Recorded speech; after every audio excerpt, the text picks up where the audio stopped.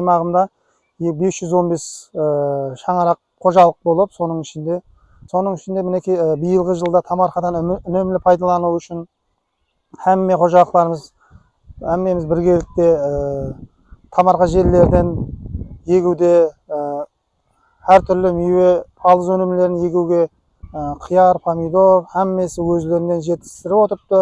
Бақыларымыздан бар, міне бақпенен шұғыланып жатырыпты. Бейсен ағаның тамарқасына да көрсетіп өтіп бардық. 160-тай астам мейве нәлілері бар. Қала берсе өзлерінен ауысқанды базарға сатып жатыр, қоңыс қобаларына тарқатып жатыр. Қолымыздан келгенше тамарқа жерлерден үнемлі пайдалану мақсатында әммеміз біргелікте жұмыс алып барып жатырмыз. Мамы ауыл бұқаралық жиынының тұрғыны Бірназар Бейсенбайman. Міне сөзге 90 жылдан бастап үй құрып, жай салып, мына тамарқа учаскемізге мынандай етіп мейве ағаштарын егіп, содан бері мына мейве ағаштарымыз алма, алмұртлар, ерік, айва, қарелі, балаларымыз, ақылықларымыз, қоңсы қобалар, кеуілжітір, жігітлер, жоралар, бәріне әйтеуір міне еріклердің бәрі пісіп кетіп жатырды. Қоңсы қобаларға, ағайын туысқанларға бәріне бұлайынша сатпай-ақ беріп жатырмыз. Базарға да шығарып жатырмыз. Базардан мейве сатып алмаймыз біздер.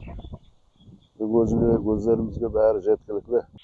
Сондай етіп, балаларымызға да көрсетіп, үйретіп жатырмыз.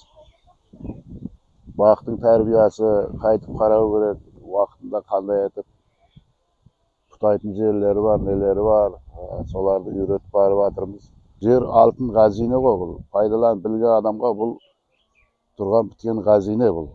Сол жастарға, мен өз қатарлы адамдарға айтарым сол, қолдан келсе әрекет дейді ғой, әрекетке берекет деген, әрекет етсең бір нәрсе бола қояды әйтеуір.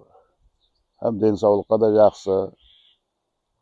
Сондай етіп әрекет етіп, hem бір түп болса да бір мейве ағашын ексе, hem экологияға да, hem де үйдің рызығына да бір пайдалы, hem уақытында витаминге бай өнімдерден пайдаланса, балаларың жақсы бола береді ғой.